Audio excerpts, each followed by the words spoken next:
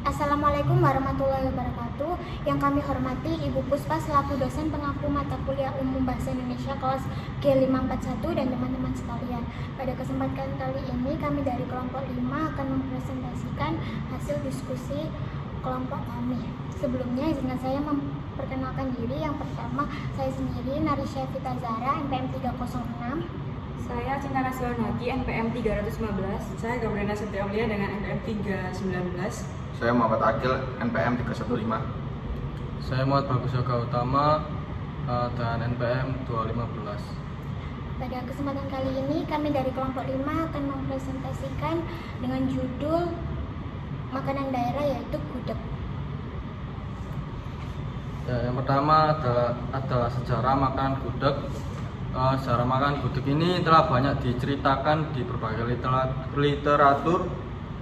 Gudeg ini sendiri merupakan makanan khas Jogja, di mana kota ini juga populer sebagai sentra wisata.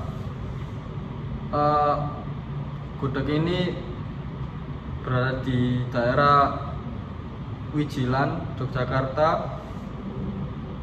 Ya, daerah Wijilan ini ada kampung gudeg yang selalu ramai pengunjung. Sengaja dibangun oleh pemerintah di tahun 70-an untuk melestarikan makanan dengan rasa gurih yang manis ini. Baik, selanjutnya yaitu ada asal-usul atau sejarah makanan gudeg. Menurut beberapa referensi tentang sejarah makanan gudeg, menu ini sendiri ternyata telah ada sejak tahun 1500-an. Hasil tanaman pohon nangka yang melimpah pada saat itu mendatangkan kreativitas dari banyak orang untuk mengelolanya menjadi aneka sajian yang lezat. Lalu muncullah ide untuk memasaknya dengan aneka rempah, kemiri, ketumbar, lengkuas, bawang merah, bawang putih, daun salam, gula aren, dan santan adalah beberapa bahan dan bumbu yang dicampurkan hingga jadilah makanan yang kini disebut dengan gudeg. Dengan tekstur yang empuk dan bumbu yang meresap ke daging buahnya, gudeg kini menjadi kuliner idaman banyak orang. Mengapa dinamakan gudeg? Masih berbicara perihal sejarah makanan gudeg, ada cerita menarik di balik penanaman gudeg. Awalnya gudeg adalah makanan masyarakat bawah yang saat itu kebanyakan adalah para pekerja. Hasil panen nangka dalam jumlah banyak tadi diolah bersamaan untuk mendapatkan menu sajian yang nikmat.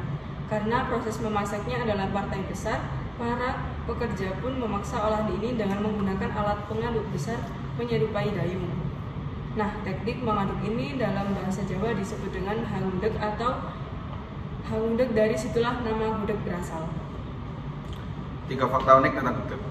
Yang pertama adalah gudeg dikemas dengan besek. Besek itu adalah kulit bambu yang biasa disajikan dan dilapisi daun pisang. Enggak banyak gudeg yang dilapisi dengan besek, terdapat juga yang dilapisi dengan kertas minyak ataupun plastik. Fakta kedua adalah disajikan dengan menu pelengkap. Gudeg biasanya dicampur dengan tempe atau tahu bacem, dan pembuatan makanannya terbilang lama. Bisa dikatakan worth it dengan rasa yang disajikan.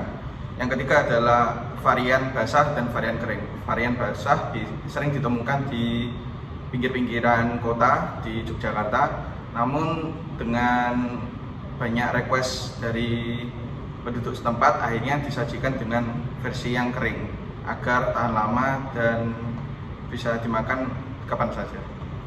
Dari fungsinya, gudeg rupanya memiliki 4 kegunaan utama bagi masyarakat Yogyakarta di kesehariannya, yaitu sebagai comfort food, kerangenan, suguhan, hiburan, dan lauk harian.